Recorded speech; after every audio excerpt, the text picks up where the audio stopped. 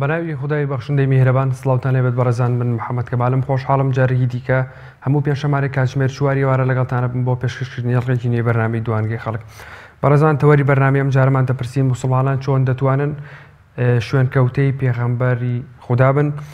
بەڕێزان بەرزترین پەیامی مانگی مەولود و زیندووکردنەوەی دڕەوشت و سونەتی پێغەمبەرە سانانە لەگەڵ هاتنی مانگی ڕەبیع ئەوەل بە بۆنەی یادی مانگی لەدایکبوونی سەرداری پێغەمبەران محەممەد صلی الله عليه وسلم بە مەبەستی بەرز و پیرۆز ڕاگرتن و دووبارە ئاشناکردەوە و زیندوو ڕاگرتنی ژیان و ڕەوشتی پێغەمبەر صلی الله عليه وسلم بە موسڵمانان ڕێوڕەسم و چالاکی و تارخوێندنەوە لە زۆربەی وڵاتانی جیهانی ئیسلامی بە شێوازی جۆرا و جۆر ساز دەکرێت و بەڕێوە دەچێت لە کوردستانیش هەموو ساڵێک بە درێژایی ئەم مانگە وەک نەریتێکی کوردەواری لە سەرجەم شار و شارۆچکەکان لە زۆربەی مزگەوت و تەنانەت ماڵەکانی شەو یادە دەکرێتەوە. بۆیە گرنگە زیندووڕاگرتنی ئەو یادە تەنها بە کردنەوەی یادێک نەبێ یاخود تەنها شیرینی بەخشینەوە نەبێت بەڵکو گەڕاندنەوەی ئەخلاق بێت بۆ بەهاکانی ژیان واروەها دووبارە تەسبیتکردنەوە یاخود دووبارەکردنەوە و دووباتکردنەوەی سووربوون بێت لەسەر ئاینی پیرۆز و ئیسلام و بەها ئاینەکان و پەیامەکەی پێغەمبەر محەممەد صلی الله عليه وسلم. هەمومان دەزانین قەیرانی دارایی و با بڵێن قەیرانی سیاسی و کۆمەڵایەتیەکان لە جیهانی موسڵمانان و بەتایبەتی لە کوردستانیشدا ڕوودەدەن فاکتەرێکی بەهێزن بۆ دوورکەوتنەوەمان لە ئاینی پیرۆزی ئیسلام زۆر جارکە کێشەیەک گرفتێک قەیرانێک ڕوودەدات ئێمە ڕەنگە بۆ بوونی ئێم هەموو کێشە و گرفتانەوە بە شێوازێک لە شێوازەکان نەتوانین پەیڕەوکەرێکی باشی ئەم ئاینە پیرۆزە بین. بۆیە دەکرێت لەو کاتەدا بگەڕێنەوە بۆ قورئانی پیرۆز و پەیامەکەی پێغەمبەر محەممەد چارەسەری هەموو ئەو گرفت و کێشانەی پێ بکەین کە لە ژیانی ڕۆژانەماندا ڕوودەدەن و بوونەتە کێشە بەسەرمانەوە. بۆیە دەبێت هەمومان بە دڵێکی سافەوە بە دڵێکی باشەوە بتوانین یەکتری قبوڵ بکەین، جیاوازیەکان لە بین یەکتردا نەهێڵین، هەروەها دەتوانین دەبێت مافی مافخوراوان بۆ خاوەنەکانیان بگێڕینەوە. بێگومان هەموو ساڵێک ئەم یادە لە هەرێمی کوردستان دەکرێتەوە بەتایبەتی لە جیهانی موسڵمانان بەگشتی و بەتایبەتی لە هەرێمی کوردستانیش بە شێوازێک کە جۆش و خۆشێکی زۆری پێوە دیارە. بۆیە هاوڵاتیان هەموو کاتێک لە میادەدا بە جۆش و خڕۆشەوە بەرە ئەم یادەژن ئەم یادەکەنەوە. بەڵام لە ڕاستیدا گرنگی ئەم یادە ئەوەیە کە بتوانین بە خۆداچوونەوەی بکەین لەو ڕۆژانەدا بتوانین کاریگەری لە ژیانی خۆماندا دروست بکەین ئەو یادە بوێتە بیرهێنانەوەی هەموو ئەو کردار و ڕفتارانەی کە ڕۆژانە ئەنجامی دەدەن کە کردار و ڕفتارێکی ڕەنگە نادروست و هەڵە بن. بۆیە دەبێت مانگی پیرۆزی مەولود ئەم مانگێکە پێ وترێت مانگی مەولود مانگێک بێت بیکەینە هەوێنی ئاشتەوایی. بێگومان ئێمە دەبینین بە بۆنەی ئەو قەیرانە دارایی و ئەو قەیرانەی کە ئێستا لە هەرێمی کوردستاندا هەیە کێشە و کۆمەڵاتیەکان زۆر بوون، زیاتر بوون لە ساڵانی پێشتر. بۆیە دەکرێت ئەم مانگە بکەینە ئاشکردنەوەی بینی خێزانەکان کێشە کۆمەڵاتیەکانی پێنەهێڵین. دەکرێت ئێمە وەک گەلی کورد سوود لە مانگە وەربگرین. ئاینی پیرۆزی ئیسلام بێگومان ئاینێکی پیرۆزە و توانیوێتی کاریگەری گەورە لەسەر جیهان دروست بکات. بۆیە دەبێت ئێمە سوود لە ئاینەکەی خۆمان وەربگرین، بزانین کاریگەری ئەم ئاینی پیرۆزی ئیسلام چی بووە لەسەر جیهان بەگشتی و موسڵمانان بەتایبەتتر. بۆیە زۆر جار باز لەوە دەکرێت کە کۆڕ و سیمیناری گەورە دەبەسرێت بۆی کە دین لە دەسەڵات دوور بخێنەوە. بێگومان ئەگەر دین لە دەسەڵات دوور خرایەوە ئەوە دەبینین ئێمە بێگومان بە شێوازێک لە شێوازەکان ئەمە لە هەرێمی کوردستانیش هەیە دەبینین ینی دووچاری گرفت و قەیرانی زۆر گەورە دەبینەوە کە ڕەنگە کاریگەری ڕاستەخۆیان لەسەر ژیانی هاوڵاتیان هەبدووکو ئێستا کە دەیبینین. هەروەها ئەگەر بێت و دین لە مامەڵە و هەروەها کاری بازرگانی و توجارەت دوور بخێنەوە دەبینین بە هەمان شێوە ئەویش کاریگەری خراپ لەسەر کۆمەلگادا دەنێت دوا دەکات. من باوە ڕوسیقم بە تۆ نەبێت و هەروەها بە هەمان شێوە باوە ڕوسیقەت بە من نەبێت غەش درۆ بە شێوازێک لە شێوازەکان هەموومانە کاریگەری خراپ لەسەر کۆمەلگادا دەنن وەروە ئەگەر بێت و ئاینی پیرۆزی ئیسلام لە دڵی گەنجێک دەربهێنیت یاخود ئاینی پیرۆزی ئیسلام گەنج لێک دوور بخەیتەوە ئەو گەنجە گەنجێکی بێ سەرپەرش دەبێت گەنجێکی بێمەسئولیت دەبێت ناتوانێت داهاتوویەکی باش یاخود کارێکی باش بە کۆمەلگا و بە وڵات و نەتەوەکەی بگەێنێت بۆیە پێویستە و زەرورە ئێمە دەست بە ئاینیەکەی خۆمانەوە بگرین کە ئاینی پیرۆزی ئیسلامە و مانگی مەولود بکەینە مانگێک بۆ ئاشتەوایی سیاسی بۆ ئاشتەوایی کۆمەڵایەتی بتوانین هەموو کێشە و گرفت و قەیرانەکان چارەسەر بکەین قورئانی پیرۆز پەیامەکەی پێغەمبەر محەممەد صلی الله عليه وسلم بتوانین بکەینە دەرمانێک بۆ چارەسەرکردنی هەموو کێشەکانمان بۆ چارەسەرکردنی هەموو کێشە و گرفتانی کە ئێستا لە هەرێمی کوردستان و لە ناو خۆماندا هەیە بۆیە ئێوەش دەتوانن لە تۆڕی کۆمەڵایەتی فەیسبوک لە پەیژی پەیام TV سەرنج و بۆچوونەکانتان تێبینیەکانتان بۆ ئێمە بنووسن بێگومان من لێرەدا دەیخوێنمەوە هەروەها دەتوانن لە ڕێگەی ئەو ژمارە تەلەفۆنانەی کە لەسەر شاشەیە پەیوەندیمان پێوە بکەن پێکەوە گفتوگۆی ئەم بابەتە ئەم تەوەرە بکەین زانی هاوڵاتیان چی دەڵێن لەسەر ئەمە و ئەوان ئەم مانگە چۆن لە مانگە دەڕوان و پێویستە موسڵمانان لە مانگەدا چی بکەن و ئەم مانگە پێویستی بەچیە تێیدا بکرێت و ئایا ئەم مانگە سوودی لێ وەرگیراوە بۆ ئەوەی کە ئاشتەوایەکی کۆمەڵایەتی سیاسی دروست بکرێت ئەم مانگە چی لێ دەخوێنرێتەوە موسڵمانان چی لە مانگە دەگەن ئەم مانگە پیرۆزە دەبێت بکرێتە ئاشتەوایی وکوتمان ئاشتەوایی کۆمەڵایەتی ئاشتەوایی سیاسی دەبێت بکرێتە چارەسەری هەموو گرفت و کێشانەی کە هەمانە بێگومان دەتوانین ئەمە بکەین ئەگەر خۆمان بمانەوێت یاخود بکرێت. بەڵێ بەڕێزان ئێوەش دەتوان لە تۆڕی کۆمەڵایەتی فەیسبوک لە پەیجی پەیام TV لەگەڵمان بن هەروە دەتوان لە ڕێگە ژمارە تەلەفۆنانەی کە لەسەر شاشەیە پەیوەندیمان پێوە بکەن پێکەوە گفتوگۆی ئەم بابەتە ئەم تەوەرە بکەین بزانین هاوڵاتیان مسلمانان چیان هەیە لەم ڕۆژە گرنگەدا و پێیان وایە ئەم یادکردنەوە تەنها وشەیەکە تەنها یادکردنەوەیکە تەنها ئاهەنگگێڕانێکە تەنها بەخشینەوەی شیرینی و دەم شیرینکردنی چەند کەسێکە یاخود نەخێر ئەبێت لەو ڕۆژەدا ئێمە بە خودداچوونەوەیەک بکەین ئێمە دەبێت لەو ڕۆژەدا یارمەتی هەژاران و نەداران بدەین دەبێت لەو ڕۆژەدا و ئاشتەوایی دروست بکەین دەبێت لەو ڕۆژەدا ماڵ و خێزانەکان خزم و دۆستان بەسەر بکەینەوە وەروەها ئەگەر هەر ناکۆکیێک هەت گرفتێک هەر کێشێکمانەیە لەگەڵیان ئاش بینەوە دەبێت کۆتایی بە هەموو گرفت و کێشانە بینین کە لە نێوانیاندا هەیە یاخود لە نێوانماندا هەیە بۆیە دەکرێت ئەم مانگە وەکو چۆن پیرۆزە بە پیرۆزی بیهێڵینەوە دەکرێت کاریگەری گەورە یاخود کاریگەری گەورەمان لەسەردا بنێت و دروستی بکات ئەگەر خۆمان بمانەوێت دەتوانین لەم مانگەدا وەکو بیرهێنانەوەیەک بە بیری خۆمانی بێنینەوە هەموو هەڵانەی کە ڕۆژانە ئێمە بەردەوامین لە کردنی کاک شیروانمان لەگەڵە لە هەولێرەوە فەرمو کاک شیروان. الو کاک شیروان فەرمو. الو السلام عليكم. عليكم السلام ورحمة الله کاک شیروان. چۆنی سەحەتێت ئەحوال؟ زۆر سپاس دەکەم کاک شیروان. پێشەچی پیرۆزبایی لە هەموو شاری هەولێر و جیهان دەکەم مسلمانان بە بۆنەی یادی ئەو پیاوە پیرۆزە ئینشاءالله دەبتە خێر و خۆشی لە بۆ هەمومان. بەڵێ ئینشاءالله. بەسەراحەت ئەگەر بمانەوێ بە دوو ڕێبازی و شوێنکەوتووی ئەو پێغەمبەرە بکەوین صلی الله علیه وسلم پێش هەموو شتێک نابی درۆ بکەین لەگەڵی.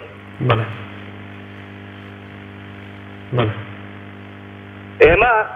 لە شاری هەولێر تەبعاً هەموو موسڵمانین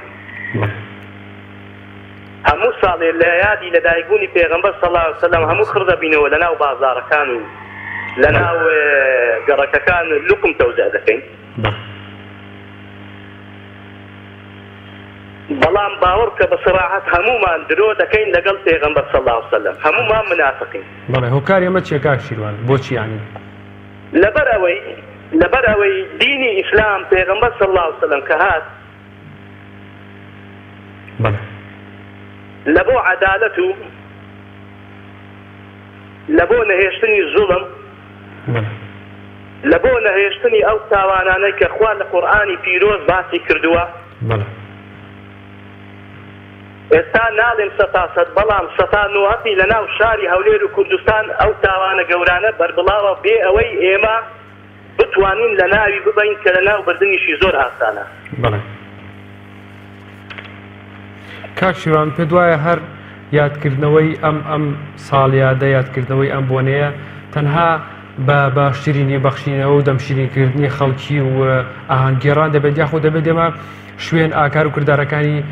سەروەرمان بکەوین پێغەمبەر صلی الله علیه وسلم بۆی کە بتوانین ڕێبازەکەی ون نەکەین ڕێبازەکەی لەم ساڵیادەدا دووبارە تازە بکەینەوە بە خۆدا چوونەوە بکەین پێدوانی ئەمانە بکرێت لەم ساڵیادەدا لە پاڵ ئەو ئاهەنگگێڕان و شیرینی بەخشینەوەی باشتر بێت بەداخەوە بەڵێ بەداخەوە بەڕاستی ئێمە بەس قسەمان هەیە کردارمان نییە سوالەکە زۆر زۆر جوانە ئێمە لە هەموو ساڵێک کە دەڵێن موسڵمانین شوێنکەوتەی پێغەمبەرین پێغەمبەرمان خۆش دەوێت بەڵام ئەوەی پێغەمبەر حەزی لێیە ئەوەی خوا حەزی لێیە ئێمە نایکەین بەڕاستی ئینسانی مسلمان نابی بەس قسەی هەبی دەبی کردداری هەبی باوەڕ بکە ئەوڕۆ تەمەشای ئەو بازارم دەکرد تەمەشای ئەو بازارم دەکرد دەمبینی ئەو خەڵکە يعني دەدۆ ئەوە زمانی پێغەمبەر صلی الله علیه وسلم پێغەمبەر لە ناومانە بەڵام بە فعلی و بەکردار بەڕاستی هیچمان نەکردووە تەمەشاکە یعنی تەمەشاکە ئەو زادانە یعنی با بەسەراحەت قسەی بکەین بەڕاستی ئینسانی مسلمان وا نابێت ئەوەی یادکردنەوەی پێغەمبەر نییە تۆ دوو لقم تەوزاکەی و دوو دەفی لێ بدەی دوو سرود برەی لەسەر پێغەمبەر ئەوەی یادکردنەوەی واللهی پێغەمبەر لە ناومان بی واللهی ڕای لە کەسمان نییە واللهی ئێستا پێغەمبەر لە شاری هەولێر بی بەو یادکردنەوە ڕازی نییە یادکردنەوە پێت وایە یادکردنەوە دەبێت بە پەسەندکردنیا خۆ نەخێت پەسەندکردن نەبوورە دەبێت یادکردنەوە بە جێبەجێکردنی سونەتەکانی سەروەرمان بێت پێت وایە ئەم یادکردنەوەی باشتر بێت بەڕاستی ئێستا ئەتوو باسی سونەتەکانی پێغەمبەر دەکەیت بەڕاستی گەنجەکان یعنی دەرێ کۆمەلگا بە گەنج پشتی کۆمەلگایە تەماشای گەنجەکان دەکەی بەس لە چاو ئەوروپایان کردەوە لە چاو پێغەمبەریان نەکردەوە بەڕاستی نەسی واکەک دەبینم یعنی هەتا کورتەک و شەرواری کوردەواری خۆمان نابینم لەبەر گەنج یعنی کاتە بەدوو دینەکەی ناکەوی بەدوو باب و باپیر و ئەو ئەخلاق جوانانەی باپیرت بکەوە باپیرمان ئەو برا گەورە جوانانەمان یعنی بەڕاستی هیچ شتەشیان نەهێشت یاد بە کورتی نامەوێ وەقتت لێ بگرم یادکردنەوەی پێغەمبەر دەزانی چۆن دەکرێ دەبی 365 ڕۆژ هەموو ساڵەکەمان بکەینە سونەت و کردارەکانی پێغەمبەر صلی الله علیه وسلم بەڵێ کاک شیروان بەڕێست باسی گەنجت کرد یعنی پێدوانیە تۆڕە کۆمەڵایەتیەکان فەیسبوک با بڵێن ئەپلیکیشنەکانی دیکە وەک ئینستاگرامە تویتەرە و زۆرێک لەوانی تر یعنی پێدوانی ئەمانە هەمویان فاکتەرێک بوون بۆی کە گەنج لە ئاینی پیرۆزی ئیسلام دوور بخرێتەوە بەمە بەس بە یاخود بەوێم بەست ئەوجە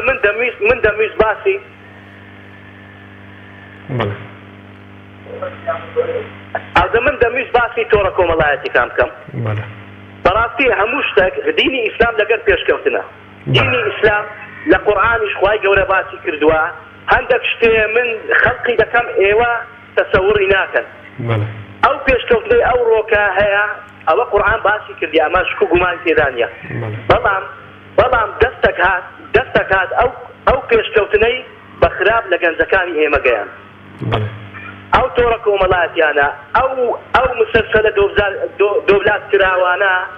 یعنی ئاینی فەوتان لە ناو گەنج و لە ناو کۆمەلگا بەڕاستی عائیلەی تێکدا بەڕاستی ئەوەی باوەڕ بکە یعنی پیاوی دەبینم 5 فەرزە لە مزگەفتەیە لەگەڵ منداڵەکانی تەمەشای ئەو فلیمە دۆولات کراوانە دەکا یان تەمەشای فەیسبوک دەکات کە تشتی بێ ئەخلاق و بێمانە و ئەوی لەگەڵ پێغەمبەر ناگونجێ ئەوەی پێغەمبەر باسی کردووە ناگونجێ جەنابیشی یادی پێغەمبەر دەکاتەوە مەولود دەکا و لقم دەبەخشێ ئەوە کەی پێغەمبەر وەی ویستە کاکە کەی ئەوەی دەوێت پێغەمبەر صلی الله علیه وسلم بەڵێ سپاس بۆ کاک شیروان سپاس بۆ پەیوەندیەکەت یەک شتی کەمایە ئەگەمەزانم دەی ئەگەر ئێمە دەمانەوێت پێغەمبەرمان خۆش بوێ یەکەم شت نابی بترسین وەرە تەمەشای جادەکاندا هەمووی عارەق وەکو شەربەت دەفرۆشێ دەبی بە هەستین ئەمە دەبی بە کردار هەستین ئەوانە قەپاتکەین ئەوە پێغەمبەر ئەوەی ناوێت مەساجدەکان قەپاتکەین ئەو چایەخانانەی کە کچی لێیە کە کچ لێی ئیش دەکا بەڕاستی ئەوە لەگەڵ دابوونەریت و ئەخلاقی باب و باپیران و پێغەمبەر ناگونجێ دەبی هەستین ئەو شتانە ئەمە ئێمە نابی لە ساڵی ڕۆژێک یادی پێغەمبەر سپاس بۆ کاکشیروان سپاس بۆ تۆ گفتوگویەکی باشمان کرد سپاس شادیمان لەگەڵ لە ڕانیەوە فەرموو خالد شادی زۆر سپاس دەکەم خۆشم هەیە بۆ دڵات و تاوای کارمەندانی کەناڵی ئاسمانی پێیان زۆر سپاس خالد بەبوونەی یادی لە دایکبوونی سەرداری مرۆڤایەتیەوە گرنگترین پیرۆزبایی لە تاوای مسلمانانی جیهان بەڵێ ئینشەڵڵا هاتبێتە هۆی هێنانی ئارامی و خۆشی بۆ تاوای کوردستان و تاوای مسلمانە. بڵێ خالد شادی پێ وایە یادکردنەوەی ئەم ڕۆژە تەنها بە قسە بە هەنگێڕان دەکرێت یاخود دەبێت ئێمە بەکردار یادی ئەم ڕۆژە بکەینەوە بەکردار پەیامەکەمان تازە بکەینەوە بۆ پەیامبەرمان پێغەمبەرمان محەممەد صلی الله عليه وسلم. ڕاستەکەی ئەوە تەنها باز نییە تۆ جیان شیرینی بەخشی ئەوە ڕاستەکەی ئەوە شتێکی سەرەکی زۆر جوانیشە لە میاکات کرد بەڵام بۆ زیندوکردنەوەی ئەم یادە سوابێت لەگە سنەتەکانی پێغەمبەر صلی الله علیه وسلم بڕۆی سنەتەکانی ئەو زیندوو بکەیتەوانێت زۆر شتی تر هەیە کە لە ڕاست ئێمە خۆمان بۆ مسلمان داعانەینە بەڵام مەسڵەن نه زۆر سنەتی پێغەمبەر هەیە صلی الله علیه وسلم جێبەجێ ناکەین ئەمە پێویستە بە چۆن ئەڵێ فرێموسی بە زیندوکردنەوەی سنەتەکانی پێویستە ئەم یعنی وەک ئەوەیە وەک جۆرێک لەنا ئەمە یادژە. بەڵێ سپاس بۆ خالد شادی سپاس بۆ پەیوەندەکەی بەڕێستان ڕێژوانمان لەگەڵا لە سلێمانیەوە فەرموو کاک ڕێژوان. کاک ڕێژوان عەلەیکوم سەلام ورحمەتوڵڵاه. کاکە محەممەد سەلام عەلەیکوم. عەلەیکوم سەلام ورحمەتوڵڵاه کاک ڕێژوان. ئەشی قوربان. زۆر سپاس دەکەم. فەرموو کاک ڕێژوان. تاوانەکەت دەستخۆشی زۆری یەکەم. زۆر سپاس دەکەم. إنسان مسلمان فلوشن كوتي بيغمري خوادي صلى الله عليه وسلم كشوف سنة قال الكريم كسنة جاري بيغمري خواد صلى الله عليه وسلم زي بكي جمانه وخواد سنة قال مراسيو بحقيقي خوش بيه خواد سنة قال سنة قل إن كنتم تحبون الله فاتبعوني يحببكم الله بارك الله رجل اگر راسته کنو من تا خونجوریت در شو پیغمبری خواه فرمود شو خواه پیغمبری خواه کنو صلی الله علیه وسلم بله پێت وایە کاک ڕێژوان پێت وایە ئێمە خوای گەورە فەزیلەتی زۆر گەورەیە وەسە پێغەمبەری خواه صلی الله علیه وسلم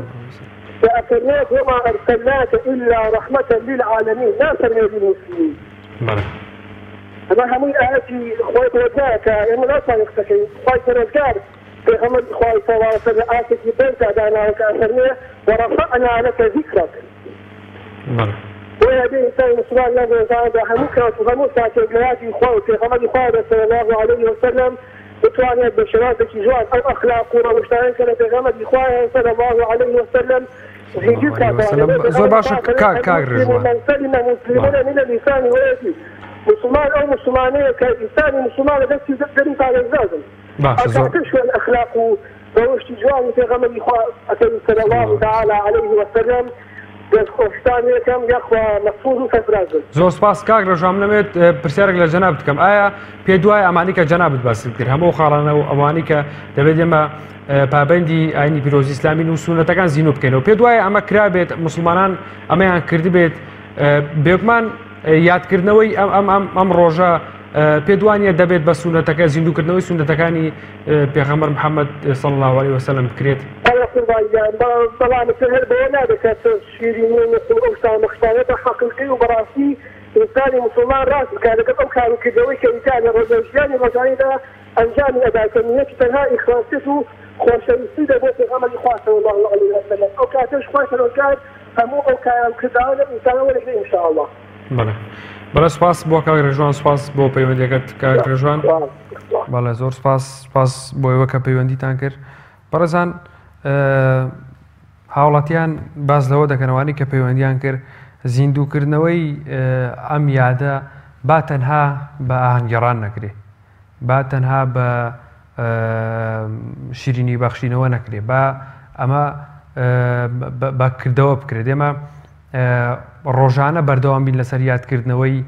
پەیامەکەی پێغەمبەر محەممەد صلی الله عليه وسلم بۆی کە بتوانین سونەتەکانی زیینو بکەینەوە بەردەوام لەگەڵ زیینوکردنەوەی سونەتەکانی بین بەردەوام کاک شێروان لە هەولێرەوە باسی لەو کرد کە ئێمە نابێت درۆ بکەین ئەمە یەکێکە لەوانەی کە دەکرێت مسلمان بیکات کە پەیڕەوکردنی ڕێبازەکەی پێغەمبەر محەممەد صلی الله عليه وسلم کە درۆ نەکات با بڵێن دزی نەکات ماڵی خەڵک نەبڕێت و پشتگیری لە دز و گەندەڵ نەکات و مافی مافخوراوان بگەڕێنێتەوە بۆ خاوەنەکەی و زۆر لەو کردارە باشانی کە ئەبێت بیکات بەردەوام کردارە باشەکان دەتوانین ڕۆژانەمە کردداری باش بکەین و خۆشمانین دەبنێهۆیەوەی کە کردداری خراپ بکەین بەردەوام بی لەسەر کردارە خراپەکانمان و دەتوانین سنوورێک خۆمان بۆ ئەمەدا بنین. هیوادارم ئەم ڕۆژە وەبیرهێنانەوەی ئەوە بێت کە ئێمە سنوورێک بۆ خۆماندا بنین کە چیتر کاری خراپە نەکەین کارە باشەکانمان بێنینە پێشایی خۆمان کارە باشەکانی پێغەمبەرمان بێنینە پێشایی خۆمان صلی الله عليه وسلم کارەکانی ئەو دووبارە بکەینەوە سونەتەکانی زیینو بکەنەوە بێگومان سونەتەکانی ئەو دەبێتەوە هۆی بژاردنەوەی ژیانی خۆمان دەبێتەوەی کە ئەم دنیامان خۆش بکەین و سوودی هەبێت بۆ ئەو دنیاشمانی پێخۆش بکەین. بۆیە دەبێت مسلمانان لەمە تێبگەن کە دەبێت ڕۆژانە و بەردەوام ئەم یادە بکەنەوە. دایکی ئەحمەدمان لەگەڵ ڕستێمانیەوە فەرموو دایکی ئەحمەد. دایکی ئەحمەد ئەم کاتت باش. سلااو لە بەڕێز زۆر سپاس.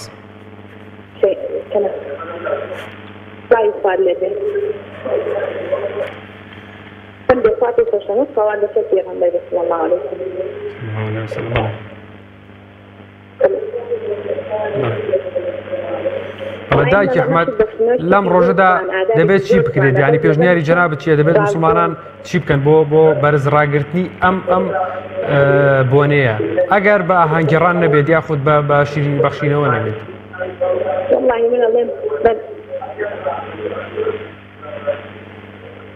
والله درۆ نەکەین زیی نەکەین شتێکی سپارنێنی نەوڵاتەوە خەز لە وڵاتمان نەکەین لە جاوسێمان نەکەین خۆمان بە فەیسبووک و حتا بەیانی مەژهوور نەکەین کاتی خۆمان لە دنیادا بێت درۆ نەدەین چون پێکمە خەڵکەوەکو خەڵکی لێ هاتەوە واللهی بەبیا فەیسبووک و ئینتەرنێتەوانێ خەڵکی عەبادی لە بری مەساری ببڕایە خەتی مەساری بچڕانایە خەتی ئینتەرنێت بچڕانایە من زۆرم پێخۆشەوە. بەڵێ پێ دوایە ئەمە فاکتەرێکە بۆەوەی کە ئێمە لاینی پرۆ ئیسلام زیاتر دوور بکەوینەوە دوورمان بخاتەوە. دایکی ئەحمەد ئەگەر بکرێت دەنگی تەلەڤیزۆنەکەتم بۆ کەس بکەی بۆی بەباشی گەمبیستی دەنگی جەنابەت بوو. أنا والله خدي إنترنت أو خلقي وادي بوش كردونا عاجل يعني في غمر ما صلى الله عليه وسلم ما قال بخشينه كان خلق زاني خلق مسجو والله إيواهي بالله هذا أكيد ما ضمي واني لبنا داني شدوق تجي هم يصير ذات القانون بس الموبايلية كنا زان بيزار نبون بيتعقد نبون والله يبغى طبعا كذا إسمها كمان لحموش ترجع يبون سپاس بۆ دایکی ئەحمەد سپاس بۆ پەیوەندیەکەت ناواکسەوە بەرنامەی ئێوەیە سپاس بۆ پەیوەندیەکەت کێمان لەگەڵ بوو.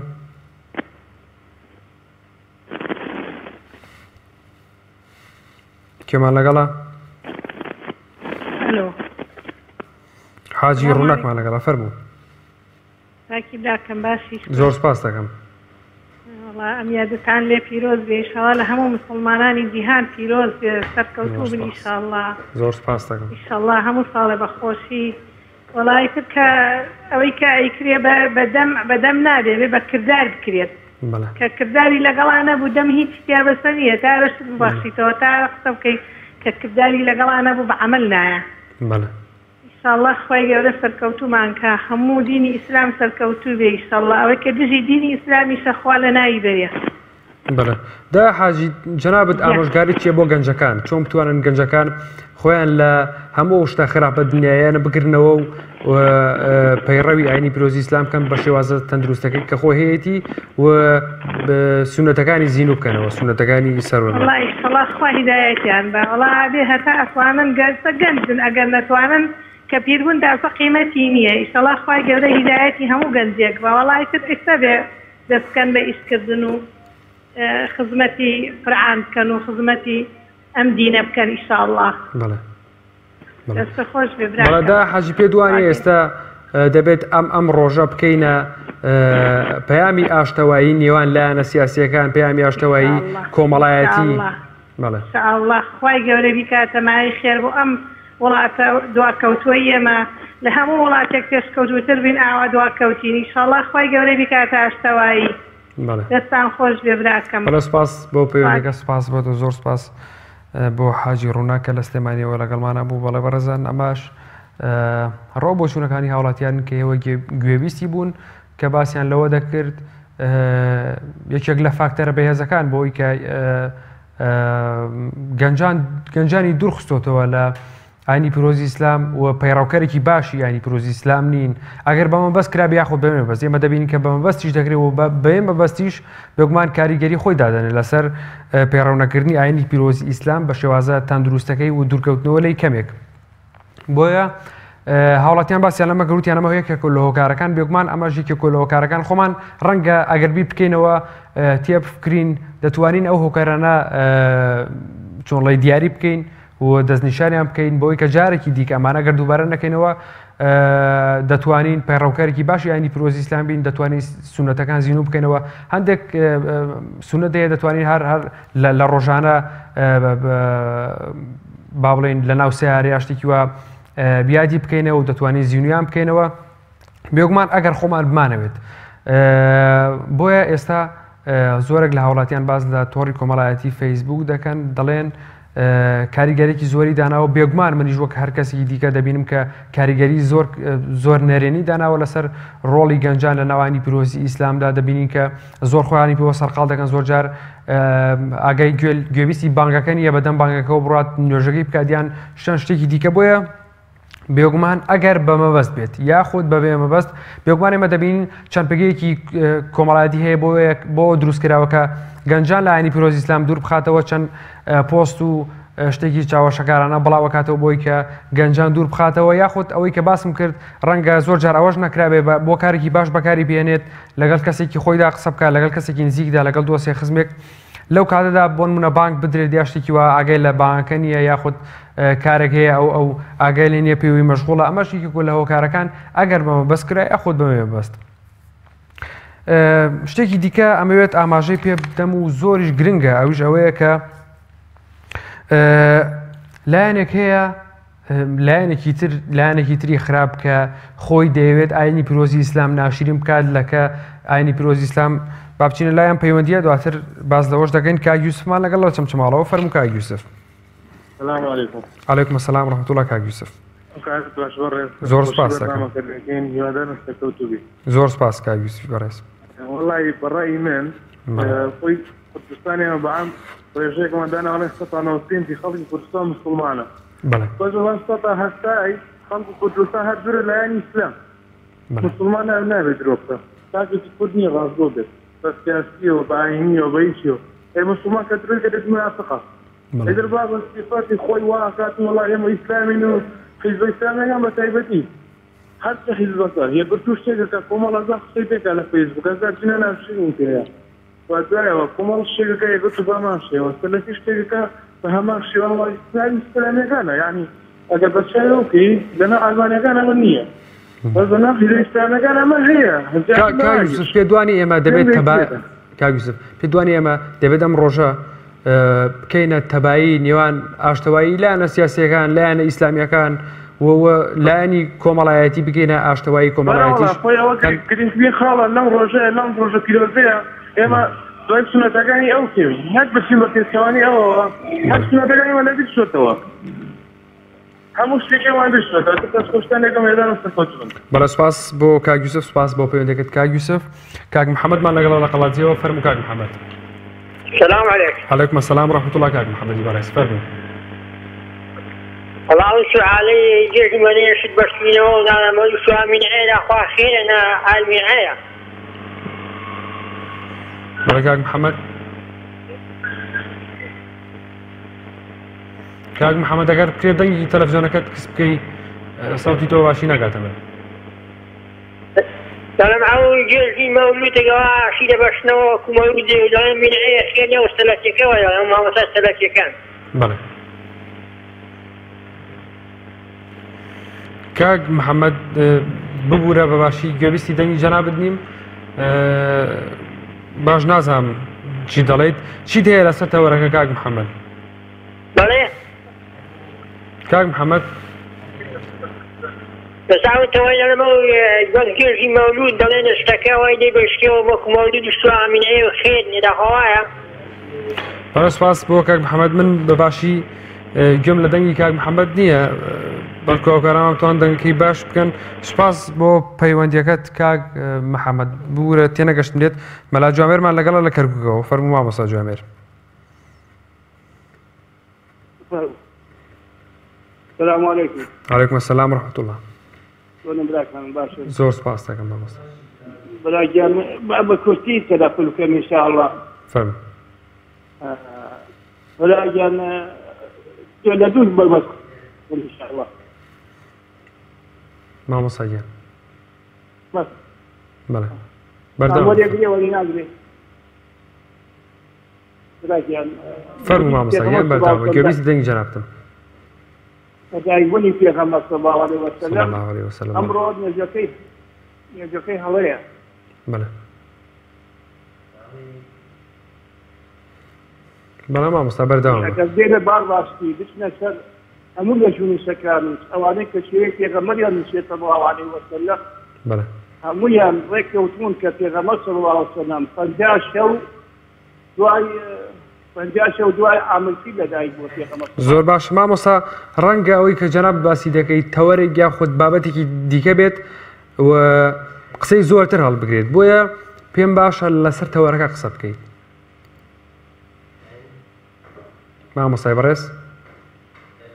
باشە برایان ئەگەر شوێنکەوتوی پێغەمبەر هەڵوە بەس ئەوە نەبێت شوێنکەوتوی پێغەمبەر شتێکی ئاسان نییە. ئەگەر لەبەر چی لەبەر چەند هۆیەک یەکەمیشت ئەگەر بچینە سەر یعنی ژیاننامەی پێغەمبەر صلی الله عليه وسلم یا دەستپێکردنی پێغەمبەر صلی الله عليه وسلم کە بۆی هاتووە وەحی خوا ئەو میلەتەی کە پێغەمبەری پیا بۆ صلی الله عليه وسلم کە بچێ لە قوڕەیش و تاریخ و ئەو تەوایفانی ئەو دەوری مەکە شاری مەکە و مەدینە ئینسانەکانی گەلێک زیرەک بوونە. ئەمەندە زیرەک بوونە ئەمەندە زیرەک بوونە ئێستا وەک ئەو زیرەکیە لە دنیا نییە کەوانێک کە لەو دەومیەتوەدا گەڵ پێغەمبەر لە زمانی ئەودا زیرەک بوونە. زۆر باش مامۆستای بەڕێز پێ دوانیە ئێمە دەتوانین ڕۆژانە سونەتەکانی پێغەمبەرمان عەلەیهی سەڵات وەسەلام زیینوو بکەینەوە بتوانین ئەمانە بکەین ینی بۆ نایکەین کێنە هۆکارانە یاخود چینە هۆکارانی کەوای لە ئێمە کردووە زیاتر دوورمان بخاتەوە لایەنی پیرۆزی ئیسلام.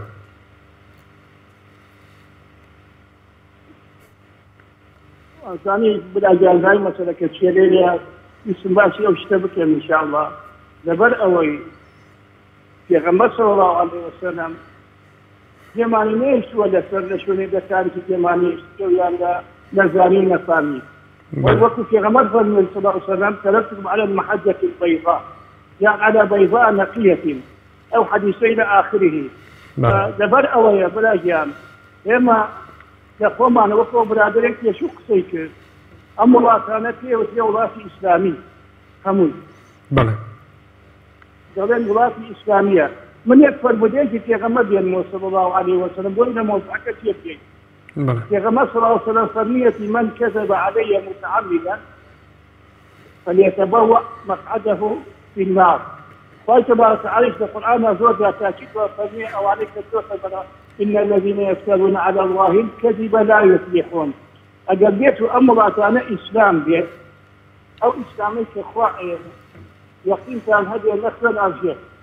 ويجيب كجليه نكش كمالي كنت أفريق نمالي إيراني أديك الله همي أويك وحم بەڵێ سپاس بۆ مامۆستا جوامێر سپاس بۆ پەیوەندیەکەت بەڵێ زۆر سپاس بۆ تۆ بەناز دەگەڵ بەدایەژی دۆکێکەکەم کە بەناز خان نەرینەتە چییە؟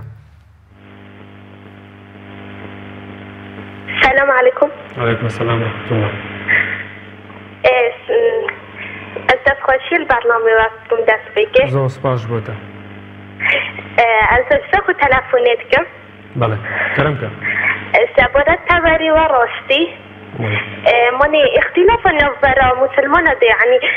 سنوات مسلمان ده وقت بيشن يعني هندك كن وهندك نوكن. بس أدخل قال هرك راسي مني هندك درست نكون كن شيء اللي بر تخليد يسوي يتفضل فونا بس سبورت هندك فيرين يعني هندك كتوري خوش بيفكري راس يعني دوسي ربيع الأول يوش بيفكري يتشبه هندي يعني قالك تجزا خوش يعني ولا دورو برا وحتى راسينا في صورة شيء كل سنة حامية يعني بتلقى هادي باشي خستن يعني يوش بيفكري أفتوري خواهي أن في خندرك ماي هاي روشش دوك بوينويا هاي يتشبه هندي ونجبر مسلمانات يا أخوي يعني هند مسلمانة بلكو بشكوه ظهو بيتني يقدرش لاي جنجوفا بله بله بله خاطو بناس بيتفيا ام في روجي تشيب كين يعني تشيب بيتفيا ام كين راستي يا بيتفيا تي ام ناشن بيجن تني بيتفيا بلكو فيت ام يعني ام كردوات يعني سنة ويب جهبينن ابا باشترين كردار ام بكين بله بله سپاس جبو پیوندیاتا خاطو بناس بله برزان بله سپاس بوتو بله برزان پاسمان لایانێکی تر کرد ئەوەی کە وای کردووە یان لایانێکی تر هەیە دەیەودانی پیرۆزی ئیسلام بە شێوازێک لە شێوازەکان ببورن تێک بدا یاخود لەکەداری بکات و لێی بدات لە شوێنێکی دیکەوە ئەو ژەوەیە کە خەڵکانێک هەن بە ناوی ینی پیرۆزی ئیسلامەوە بە ختم و مۆرەکەی ڕەسوڵ اللهیان داوە لە ئاڵایەکی ڕەش و بە ناوی ئەوەوە با بڵێن خەلافەتەکەن خەلافەتیان دامەزراندووە یعنی ئەمانە هەموو بۆ ئەوەیە کە ئاینی پیرۆزی ئیسلام لە بەرچاو من و تۆ ڕەش بکەن بۆی کە وای لێ بکەن باوەڕمان پێ نەبێت ئەو ڕێبازەی پێغەمبەر محەممەد صلی الله عليه وسلم لەسەرەتی ئێمە لێ دوور بخەنەوە کێمان لەگەڵە کاک شەریفمان لەگەڵ دەکردەوە فەرم کاک شەریف السلام عليكم. وعليكم السلام ورحمة الله وبركاته. جناب البو أريد كين داسة مدد يجايبوني في غمر صلى الله عليه وسلم. بركة شريف. في غمر صلى الله عليه وسلم دو شماني في انسمان بالرجوع. بلى. واي أنا. بلى. هو حديث إذا سر حديث خوي إذا سر في غمر صلى الله عليه وسلم دو شماني في انسمان بالرجوع والنبي همن أو استان مبخشين أو استان أكل بيكون صدقة أو صدقة خيرتي جاتين وجوه بسلمان وجوه هتيش خيري جسكية ناس بعض واحد يقول من جلتك عندي من إخوة أوي مركز النتيجة وكجوا أو شيء بمعودين أو كن هذا شيء في أبي وايا أما هاتوا للسنة بيغمى صلاة دي شيء ممكن سمان بروجو بالسنة زور باشا كاك شريف چۆن دەتوانین ئەم یادە بکەینە ئاشتەوایی سیاسی و کۆمەڵایەتی و هەروەها دەتوانین کێشە و گرفتەکانی خۆمانی پێ چارەسەر بکەین چۆن دەتوانین ئەمە بکەین چۆن دەتوانین بیکەینە زیندووکردنەوەی سونەتەکانی سەروەرمان هەروەها چۆن دەتوانین بە خۆداچوونەوە بکەین لەم ڕۆژەدا ئەم ڕۆژە ڕۆژێکی گرنگە چۆن دەتوانین ئەمانەی تێدا بکەین پێت وایە زەروریەت بێ لەم ڕۆژەیە ئەمانە بکەین قسەکەت زۆر جوانە شت ئێمە سەبەب یەکەم مثال و دوو مثالمان لێیە باس پێغەمبەرەکەی صلی الله علیه وسلم ئەمە نوێژوویەکی دووری درێژی هەیە لە قورئانە هەمووی باس کراوە حتا ئیسە دەرزمان لەوە وەرنەگرتێ لەگەڵ سەرۆکەکانمان لەگەڵ ملەتدا درۆ ئەبکەن ئەگەر ئیسە ئەوە بکەنە نەخانەیە بۆەوە ئەوە باشتر و ئەوێ لەوە پاکتر ناشوێرێ ئەگەر ئەوە بکەن وەڵا نەخوا بەزانێ بەس ئەوان بۆ خۆیاندا ناچێتەوە تا ئەوە بکەن بەڵێ سپاس بۆ کاک شەریف سپاس بۆ پەیوەندیەکەت کاک شەریف بەڵێ بەڕێزان بێگومان هەموو پەیوەندیانەی کە بە ئێمەوە کرا قسەیان کرد باسییان لەوە کرد کە دەبێت بەکردەوە ئەم یادە بکەینەوە کاک تەهامان لەگەڵا لە سلێمانیەوە فەرموو کاک تەها سڵاو لە بەڕێزت کاک تەها دیداری محەممەد صلی الله عليه وسلم صلی الله عليه وسلم بەڵێ فەرموو والا گشت مسلمانی پیرۆزکە لە هەموو مسلمانێک زۆر سپاس ئەم شعرە سۆزمانی ئێمە بیخێنەوە نازانم مەزال هەیە فەرموو فەرموو ئەڵێ ئەی محەممەدی ڕابەر ئەم دینە هەر دینی تۆ بوو سۆسوشی دنیا سەرچاوەی دین بوو دین لە مەدینە هەر لە مەکەوە سوی بۆ مەدینە چوویتە ناو ئەشکە و دوژمن نەبینە وا زازاڵۆکە ئەشکەوتی تەنی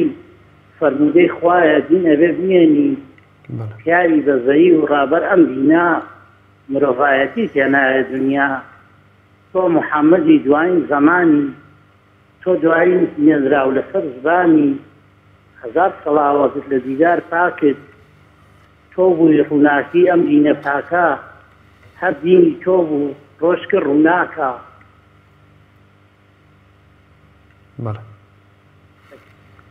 سڵای خواتان لێوێدا هەموو لایە. بەڵێ سپاس توانایەوە نەمەڵە با کاتان لێ نەگرم. لە خزمەتتان کاکتەها سپاس بۆ پەیوەندیەکەت. بێگومان زۆر سپاس کاکتەها. ئێوە کاتی ئێمە ناگرن بێگومان ئەگەر دەرفەت هەبێت بتوانین لەگەڵتان گفتوگۆ بکەین وەڕێی وەربگرین لەسەر ئەوتەوەرە و بەرنامەیەکی ئێمە دای دەنین بە کەیفی خۆتان دەتوانن قسە بکەن بە کەیفی خۆتان دەتوانن بۆ چوونەکانی خۆتان دەربڕن بەڵام بێگومان بەبێت تەشیر چکە تەشیر لە کەس قبوڵ ناکەین و ڕێگەش نادین قسە بکاتەوەی کەسێک کە تەشیرەکات. بەڵێ بەڕێزان ئەمانە کە گوێبیستی بوون هەمویان تابیر لە ڕێی هاوڵەتیانەکە و هاوڵەتیان خۆیان لە دەمی خۆیانەوە باسییان لەوە کرد کە دەبێت ئێمە ئاینی پیرۆزی ئیسلام بەکردەوە سونەتەکانی پێغەمبەرمان صلی الله علیه وسلم زیندوو بکەنەوە و چۆن دەڵێیت درۆ نەکەین یاخود شوێنکەوتەی دز نەبین شوێنکەوتەی گەندەڵ نەبین بێگومان مافی مافخوڕاوان بگەڕێنەوە ئەمە هەموو ئەوانن کە ئەتوانین لە ژیانی ڕۆژانەماندا بەردەوام بیکەین بێگومان خۆمان هۆکارین بۆەوەی کە بتوانین کارێکی باش یاخود کارێکی خراپ ئەنجام بدەین خۆمانین کە ئەمانە دەکەین بۆیە دەکرێت بێگومان تەسیر و کاریگەری کەسانی تر و لایانی تریشمان لەسەر ئەگەر ئەوەش هەر بێگومان بەشەی لەسەر خۆمانە دوانین بیکەین یاخود نێکین یا باوەڕ بۆ و لایەنە باوەڕ بۆ کەسە نەکەین کە ئێستا زۆر جار بێگومان بە شێوازێک لە شێوازەکان هەوڵەکەیە بۆ پشوکردنەوەی ئاینی پیرۆزی ئیسلام و ڕێبازەکەی ونکردنی ڕێبازەکەی پێغەمبەر محەممەد صلی الله علیه وسلم بەڵام بێگومان ڕۆژ بە ڕۆژ ئەوەی جێگەی خۆشحاڵیە لەگەڵ هەموو ئەو کارانی کە ئێستا باسمان کرد لەگەڵ هەموو گرفتانی کە باسمان کرد جێگەی خۆشحاڵیە ڕۆژ بە ڕۆژ ئاینی پیرۆزی ئیسلام ڕوو لە زیادبوونە ڕۆژ بە ڕۆژ ڕوو لە زیادبوونەکە ڕۆژ بە ڕۆژ پەیڕەوانی زیاتر دەبن بێگومان هاوڵاتیانی هەرێمی کوردستان لە قەیرانێکی سیاسی ئابووری کۆمەڵایەتیدا دەژین کە دەرەنجامی هەندێک هەڵە بووە کە یەکێک لەو هەڵانە یەکێک لەو هەڵە گەورانە کە کاریگەری ئەوی داناوە پەیڕەو نەکردنی ئاینی پیرۆزی ئیسلامە چونکە پەیڕەو نەکردنی ئاینی پیرۆزی ئیسلام یاخود پەیڕەوکردنی ئاینی پیرۆزی ئیسلام ڕێگە نادات بە هیچ نەعەدالەتیەت ڕێگەیەکات لە هەموو ئەو گەندەڵی و دزیانەی کە دەکرێت یەکێک لەو کاریگەریانەی کە ئاینی پیرۆزی ئیسلام لەسەر کۆمەڵگەی دادەنێت ئەوەیە کە ئاینی پیرۆزی ئیسلام لە دەسەڵات دانەبڕێت بەڵکو ئەوانی کە لە دەسەڵاتن پەیڕەوی ئاینی پیرۆزی ئیسلام بکەن بێگومان کۆمەلگایەکی تەندروستیانە بێت بێگومان هاوڵاتێکی باشیانە بێت بێگومان هاوڵاتێکی پڕ ئینتیمایان بۆ بەرهەم دەهێنرێت. بەڕێزان ئێوەش دەتوانن لە تۆری کۆمەڵایەتی فەیسبوک لە پیجی پێم تیڤی لەگەڵمان بن دەتوانن کۆمنتەکانتان بنووسن هەروەها دەتوانن لە ڕێگەی ژمارە تەلەفۆنانەی کە لەسەر شاشەیە پەیوەندیمان پێوە بکەن پێکەوە گفتوگۆی ئەم بابەتە بکەین بزانین هاوڵاتیان ڕێیان چییە چی دەڵێن لەسەرم تەوەرە پێیان وایە کە دەبێت ئەم ڕۆژە لەم ڕۆژەدا مسلمانان چی بکرێت تەنها وەکو باسمان کرد و دووباری دەکەینەوە تەنها یادکردنەوەیە کە بەدەم و ئاهەنگگەڕانێکە و تاو نەخێر ئەمە دەبێت ڕۆژانە ئەمە ئەم یا دەبێت بیرهێنەرەوەیەک بێت بۆ هەموو هەڵانی کە ڕۆژانە ئەنجامی دەدەین بیرهێنەرەوەیەک بێ بۆ گرفتانی کە ڕۆژانە ڕوبەڕەومانە بنەوە بە عەقڵی خۆمان تعاملیان لەگەڵا دەکەین نەخێر دەبێت بە لە ئاینی پیرۆزی ئیسلامەوە لە ڕۆنگەی ئاینی پیرۆزی ئیسلامەوە سەیری و غەڵەت و کێش و گرفتانە بکەین و چارەسەریان بۆ بدۆزینەوە بێگومان دەبێت بگەڕێنەوە بۆ قورئانی پیرۆز و ئاینی پیرۆزی ئیسلام بۆ پەیامەکەی پێغەمبەرمان محەممەد صلی الله علیه وسلم بۆ چارەسەرکردنی هەموو کێش و گرفتانێکی ئێستا هەیە و لەگەڵ خەڵکی هەرێمی کوردستان بێگومان کە ئێستا لە کێشە و گرفتێکی زۆران وەکو باسمان کرد لە قەیرانێکی سیاسی ئابووری کۆمەڵایەتیان کە بێگومان کاریگەری سیاسیش کاریگەرێکی گەورەی داناوە بەڵام کاریگەری تۆڕە کۆمەڵایەتیەکان ئەمەژی لە کاریگەری هەرە گەورەکان کە وای کردووە ئیتر ئەگەر بەمە بەست بێت یاخود بەبێ مەبەست کاریگەری خراپی لەسەر هاوڵاتیان داناوە بە شێوازێک لە شێوازەکان وای کردووە کە هاوڵاتیان کەمێک با بڵێن تەمەڵ بن لە جێبەجێکردنی ئاینی پیرۆزی ئیسلامیان وەکو چۆن باسمان کرد ئەوەی کە ڕەنگە کەسێک لەسەر تۆڕە کۆمەڵایەتیەکان پێگەیەک وەکو دەوترێت پێیجێکی دانەبێت بە ناوی ئاینی پیرۆزی ئیسلام وەتانە لە ئاینی پیرۆزی ئیسلام بدات وا بکات کە خەڵکی لە ئاینی پیرۆزی ئیسلام دوور بخاتەوە. بێگومان وەکو وتمان وەکو ئاشکرایە ئاینی پیرۆزی ئیسلام ڕۆژ بە ڕۆژ سات بە سات لە گەورەبووندایە و گەورە دەبێت جیاواز لە ئاینەکانی دیکە کە ئەم قسەیمە بەس لە ئەوانیە قسەیەک بێت بە ئاینەکانی دیکە، بەڵام ئێمەش دەبێت ئاینی پیرۆزی ئیسلامی خۆمان خۆش بێت و هەموو نەتەوەیەکی دیکە کە ئاینی پیرۆزی ئاینەکەی خۆیانی خۆش دێتوە بە پیرۆزی سێریەکات. بۆیە دەبێت ئێمە هەڵگری پەیامەکانی پێغەمبەرەکەمان بین صلی الله علیه وسلم، بتوانی سونەتەکانی زینوو بکەینەوە، لەگەڵ پەیامەکەیدا بڕۆین، هەموو ئەو کردارانەی هەموو ڕەفتارە باشانەی کە ئەو باسی کردووە جێبەجێ بکەین و وەکو هاوڵاتیان وەکو ئەوانەی کە پەیوەندیان کرد باسییان کرد درۆ نەکەین، زی نەکەین، پشتیوانی گەندەڵ و دز نەکەین، مافی مافراوان گەڕێنینەوە، یارمەتی فەقیران و هەژارم دەین. بۆیە بەم شێوازە دەکرێت ئەم ڕۆژە بە پیرۆزی ڕابگرین، بە پیرۆزی لە کردارەکانمانە دەتوانین ئەم ڕۆژە بکەینە ڕۆژێک بۆ بە خۆداچوونەوە و چارەسەرکردنی ئەو گرفتە ئاینیانی کە ڕۆژانە یاخود ئەو گرفتە کۆمەڵاتیانی کە ڕۆژانە ئەنجامی دەدەین و هیچ حالێکی چارەسەرێکمان پێی نییە بە عەقڵ و فکری خۆمان چارەسەریان بۆ دۆزینەوە، بەڵکو دەبێت بگەڕێنەوە بۆ ئاینی پیرۆزی ئیسلام و لەو ڕێگەیەوە چارەسەری بکەین. دەبێت پەیڕەوێکی باشی ئاینی پیرۆزی ئیسلام بین، شوێنکەوتێکی باشی پێغەمبەر محەممەد بین صلی الله علیه وسلم. بەڕێزان